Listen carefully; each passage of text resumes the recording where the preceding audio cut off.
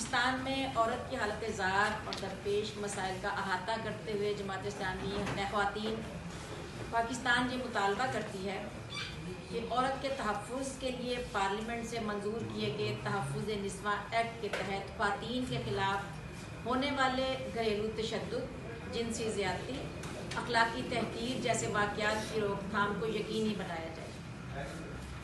ہم یہ بھی مطالبہ کرتے ہیں کہ خواتین اور بچوں کے خلاف قتل اور زیادتی کے مجرمان کو فوری فیصلوں کے ذریعے سے عبرتناک سزائیں دی جائیں۔ نمبر 3، سیاسی اثر و رسوخ کے دباؤ کے بغیر وڈیروں سرداروں کی قائم کردہ نجی جیلوں کا خاتمہ کیا جائے اور وہاں موجود خواتین اور بچیوں کے تحفظ فراہم کیا جائے۔ جہیز کے بڑے بڑے مطالبے، جہیز کے نام پہ ان کو ظلم کی چکی میں پیسنا، وراثت میں حصہ نہ ملنا، غیرت کے نام پہ قتل۔